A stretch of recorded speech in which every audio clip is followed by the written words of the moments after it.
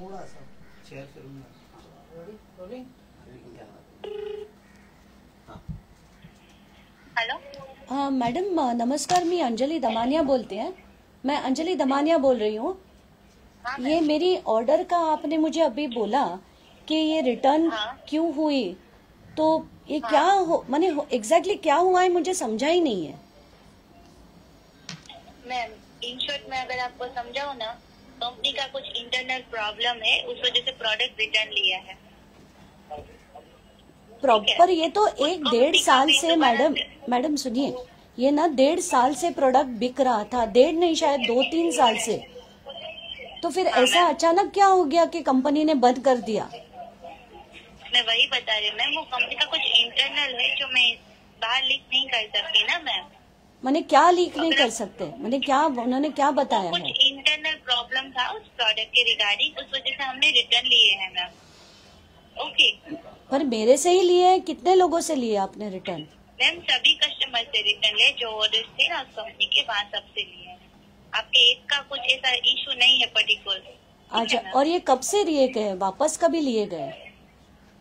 मुझे तो समझ में नहीं आ रहा है ये क्यों हो रहा है ऐसे सब। मैम आपके 2 ऑर्डर थे, दोनों रिटर्न लिए हैं। आपका जो रिफंड है वो हम यहाँ से process madam it is not about refund, मुझे रिफंड नहीं चाहिए, मुझे वो प्रोडक्ट्स चाहिए थे और किसी वजह से चाहिए थे।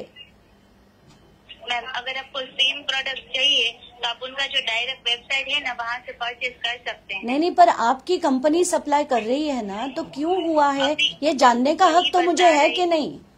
वही मैं बता रही हूँ ना मैम, कुछ इंटरनल इश्यू है, तो हमारे यहाँ से वो जो सप्लायर है वो बंद हुए हैं। कौन सी तारीख से, माने उन्होंने कुछ आपको ईमेल दिया है कि हम अभी बंद कर रहे हैं?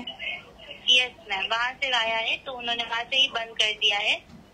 आपको जो कंपनी है वहाँ से ही, तो वहाँ से अभी बंद हो चुका। आप लोग उनकी जो साइट है वहाँ से सेम प्रोडक्ट परचेज कर सकते हैं, बट यहाँ से नहीं हो पाएगा। माने आपके थ्रू नहीं हो पाएगा? जी मैम, हमारे तो नहीं होगा, हमने यहाँ से बंद करवाया है। मुझे आप वो ईमेल फॉरवर्ड कर सकेंगे जो आपको कंपनी की तरफ से आया है? सॉरी मैम, वो मैं नहीं शेयर कर सकती। अच्छा ठीक है, ओके। थैंक यू मॅडम, आता तुम्ही फोन कॉल लावला होता, याची पार्श्वभूमी सांगा, एकंदरीत काय झालंय? कृषी घोटाळा धनंजय मुंडे यांनी केला असा सरळ सरळ मी आरोप केला होता। त्याचे नुसते आरोप नव्हता, त्याचे पुरावे देखील मी दिले होते। आणि प्रत्येक गोष्ट ही ऑनलाईन वेबसाईट्सवर विकत मिळते। नॅनो युरिया 92 रुपयाला मिळतंय, नॅनो डीएपी 269 रुपयाला मिळतंय। आणि याचे सगळे डिटेल्स जेव्हा मी दाखवले होते, त्या प्रेस कॉन्फरन्समध्ये दाखवले, त्याच्यानंतर मला असं वाटलं की आपण हे विकत घ्यावे, म्हणून मी ते रात्री त्याची ऑर्डर प्लेस करून या ॲग्री बेगरी नावाच्या वेबसाईटवरनं ते विकत घेतले। आणि विकत घेतल्यानंतर त्याची ट्रॅकिंग ऑर्डरचे डिटेल्स हे जर तुम्ही बघाल, हे बघा, पहिली मी 7 तारखेला घेतल्यानंतर मला ग्रीटिंग आले की तुम्ही ॲग्री बेगरी मधनं हे प्रोडक्ट्स विकत घेतले। त्याच्यानंतर त्याचे ट्रॅक तुम्ही करू शकता। 8 तारखेला मला सांगण्यात आलं की तुमचे आता इथून निघालेले आहेत, तुम्ही तुमची शिपमेंट ट्रॅक करू शकता। ते ट्रॅक केल्यानंतर हे बघा, हे जे आलंय मला आता कळतंय की ते तिथून निघालं, सगळीकडनं पोचलं, अमुक अमुक ठिकाणी, इकडनं हरियाणा, तिथनं तमुक ठिकाणी, तिकडनं तमुक ठिकाणी करत करत करत काल ते 12 वाजता दुपारी माझ्या घरी पोचणार होतं। अचानकपणे ते रिटर्न गेलं, म्हणून मला कळल्याबरोबर मी त्यांना मेसेज पाठवला की हे रिटर्न का झालं। तर तेव्हा मला सांगण्यात आलं की आज संडे आहे, आज कोणी मिळणार नाहीये, तर तुम्हाला उद्या आम्ही सांगतो की ते का रिटर्न गेलं। तर त्याच्यानंतर मी त्या फुलफिलमेंट म्हणून आहे त्यांच्याशी बोलले। त्यांनी आता कॉल केला, हे बघा, त्यांनी मला आता कॉल केला आणि कॉलवर धडधडीतपणे मला सांगण्यात आलं की इफ्को कंपनीने हे थांबवलंय आणि त्यांचा डेटा जो त्यांनी जे जे सांगितलंय ते आम्ही तुम्हाला लीक करू शकत नाही। म्हणजे आता हे खात्रीने मी सांगू शकते की हा धनंजय मुंडे यांचा स्कॅम आहे आणि मोठा स्कॅम आहे, शेतकऱ्यांना बुडवण्यासाठीचा स्कॅम आहे। कारण त्यांनी जर हे थांबवलं नसतं तर आपण एक वेळ शंकेची पाल तरी ठेवली असती। पण आताच्या घटकेला इफकोकडनं हे थांबवून मला डिलिव्हरी न येऊन देणं, आणि याचा सगळ्या डिटेल्स आहेत माझ्याकडे. इनव्हॉइसची कॉपी आहे, पेमेंटचे डिटेल्स आहेत, ट्रॅकिंगचे डिटेल्स आहेत, कुठून कुठपर्यंत गेली ते सगळे डिटेल्स मी आता माध्यमांना शेअर करते.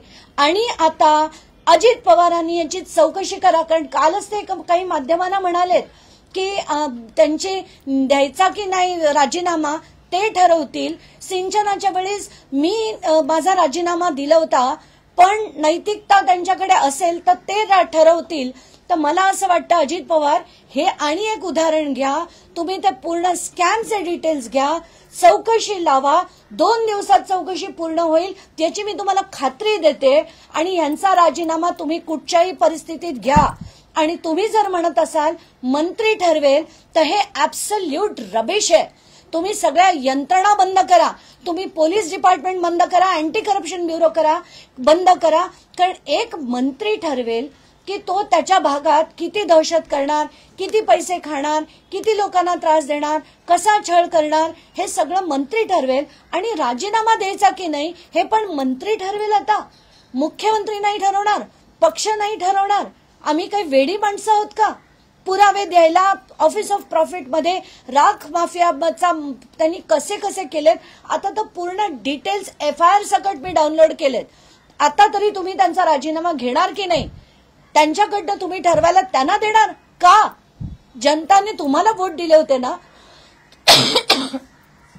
आता यांचा राजीनामा घ्यायचा की नाही तातडीने ठरवा, नाहीतर हे खरंच फार मोठं होणार आहे.